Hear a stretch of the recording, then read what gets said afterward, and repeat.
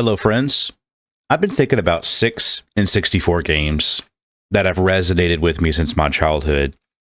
I'm in my 30s, born in '89, so I'm an older millennial, and I've got so many awesome memories with the N64, but there's 6 specific games that I want to talk about.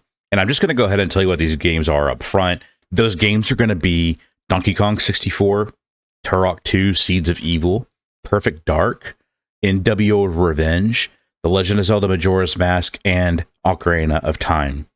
Now, if you know anything about this channel, and if you're new here, there's a reason why I'm calling myself Deku Tree Dad. That's not a surprise. Ocarina of Time is going to be on this list, but we'll get there. But I want to start from the beginning, because for me, these weren't just games that I played. They were, I don't know, man, they were the worlds that I lived in for a while, and some of them never really left.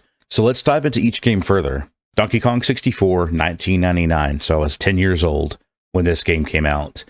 In fact, the N64 that my brother and I got in Christmas of that year was the green see-through plastic Donkey Kong 64 edition that came with the expansion card. And if I remember correctly, the Donkey Kong cartridge was yellow, and it was such a fun game. This game felt massive when I was just a kid.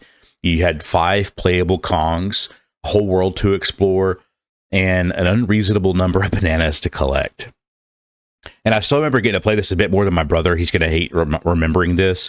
But when I was a kid, we visited some family after Christmas, and I accidentally slammed my finger into the door, and I hurt it pretty bad. And so I was able to milk that, oh, woe is me, to play more game time than my brother got to. But it was such a good game. And here's what Donkey Kong 64 did for gaming that I don't think gets talked about enough.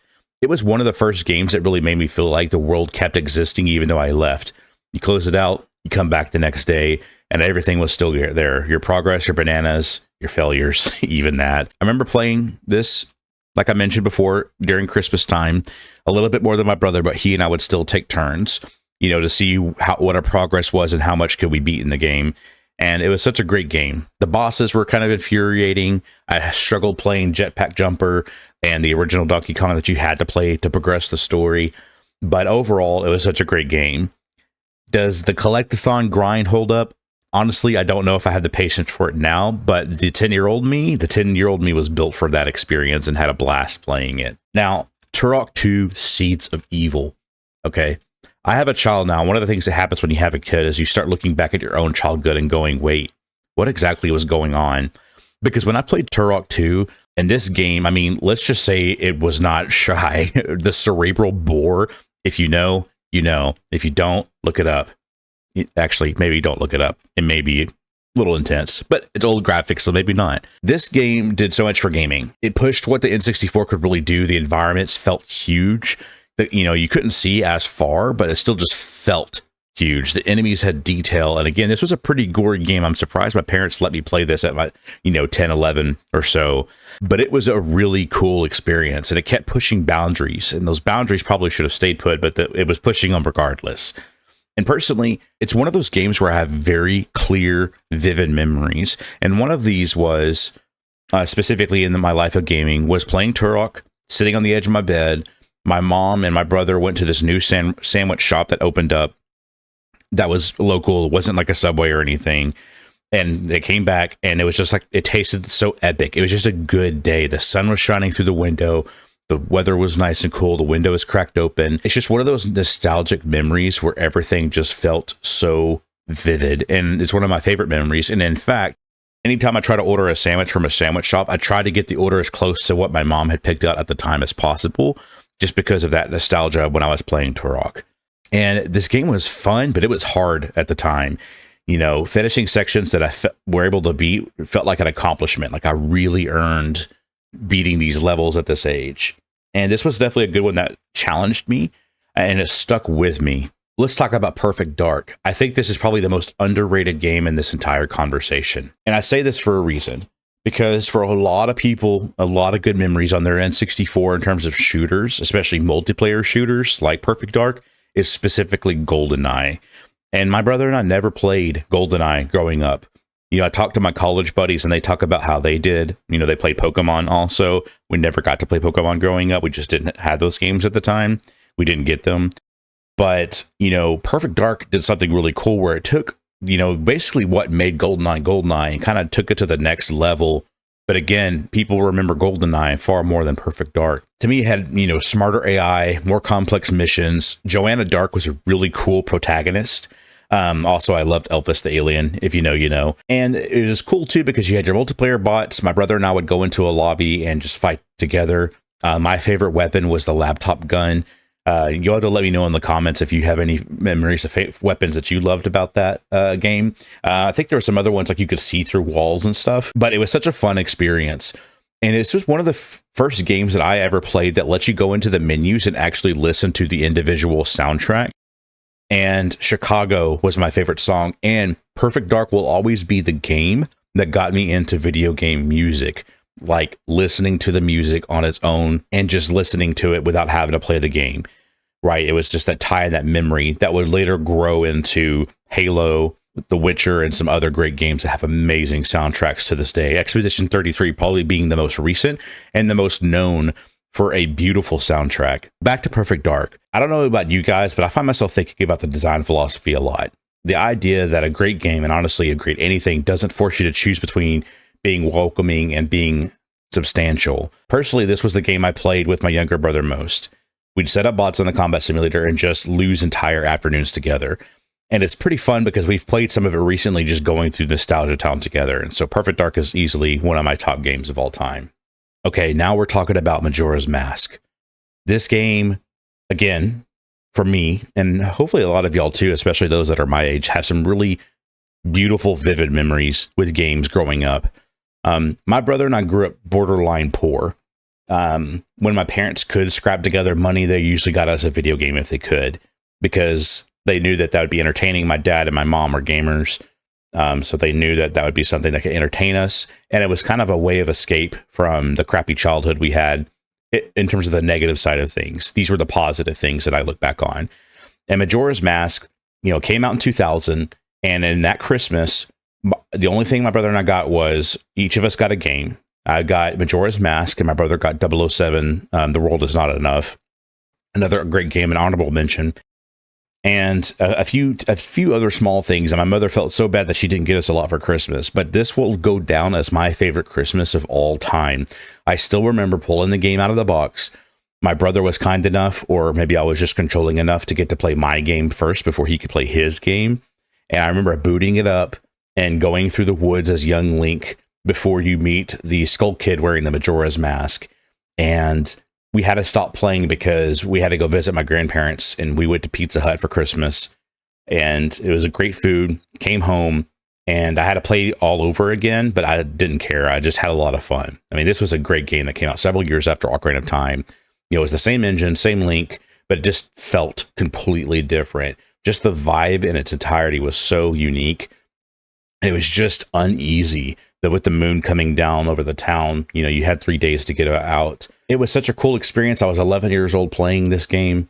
I still remember to this day where I struggled to collect the masks. And this is one of my favorite memories I have with my brother and I, where when I went to sleep, he got on and started playing my game because he wanted to help me get some of those masks. Specifically, the Fox mask was the one that I remember him clearly getting for me that I just got so pissed off trying to get. And I woke up one morning and he said, "Hey, I did the wedding stuff and got the Fox mask for you." And I thought that was the coolest thing. And I still remember that. And I appreciate him to this day for doing that for me. But it felt good, and it felt cool beating the game and getting to wear the Fierce Deity mask. One of my all-time favorite memories. One of my all-time favorite games, and definitely one of the reason why I wanted to talk about it here. Up next, we have NWO Revenge. And this game was such a fun game. It was a time capsule of its time because of the wrestlers you could play. I still have vivid memories of booting up the game and having the semi coming down the road and the sound effects, the music that was playing, and just having a blast. My brother were, and we still are to an extent, big wrestling fans. And this was such a cool experience. It was everywhere, and wrestling was pretty big then. It still is now to an extent, but there's just, we were in the Attitude Era roughly during this time. This was the WCW game. The WWF at the time game was No Mercy. But this was the closest thing that our generation had. We had to play Hulk Hogan and Sting. It was such a cool experience.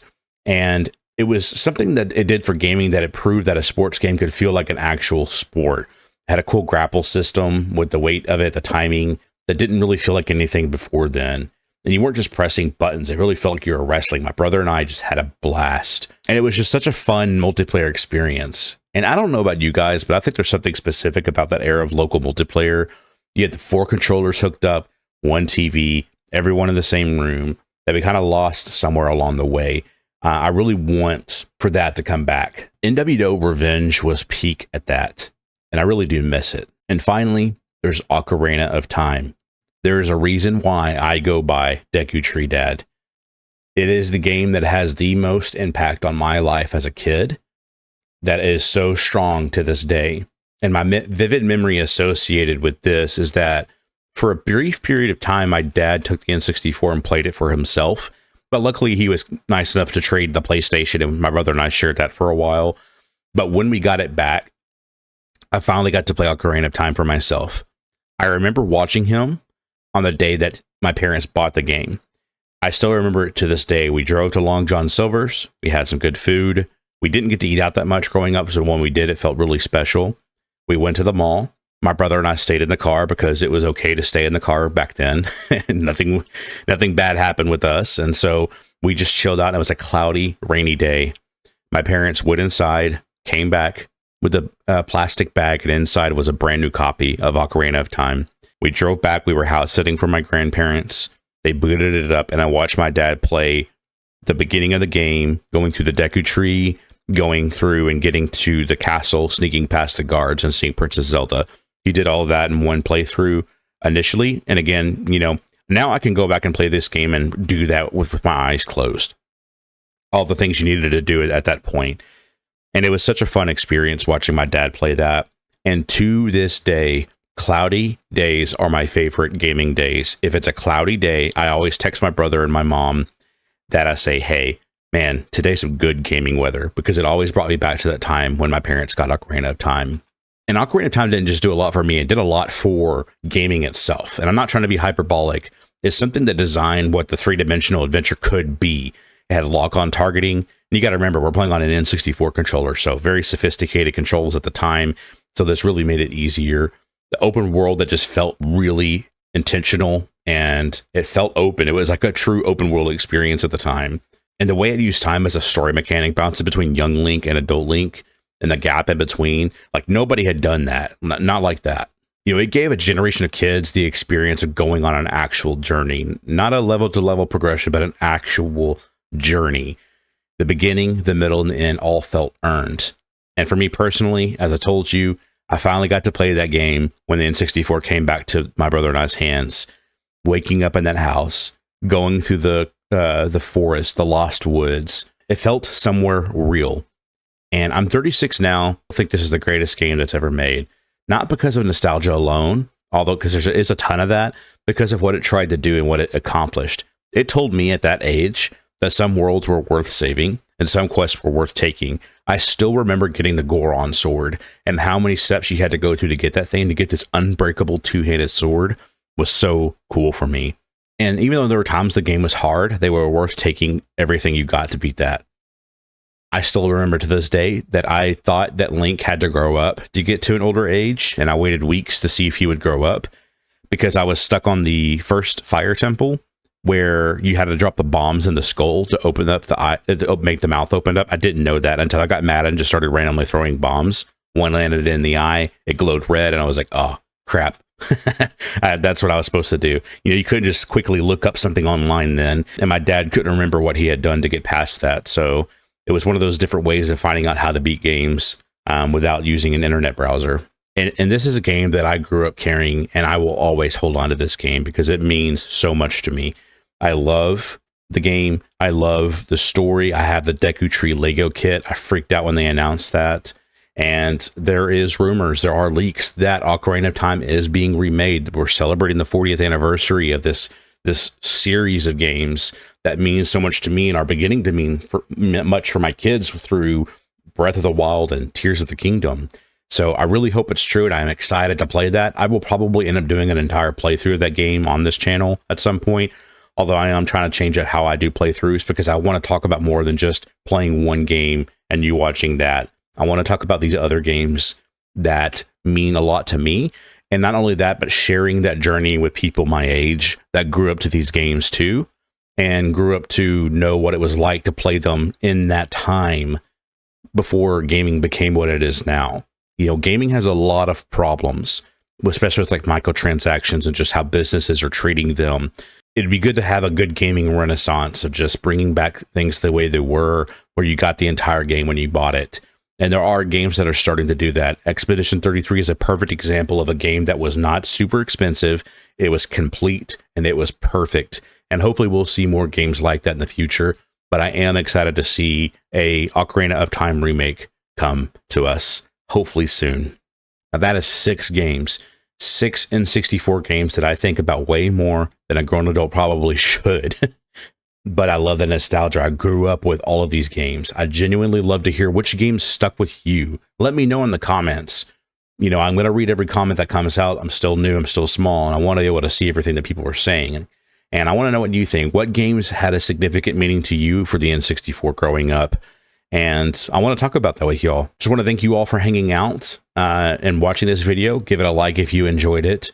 Follow the channel if you want to see more content like this. And until I see you in the next video, I hope that you have a blessed day.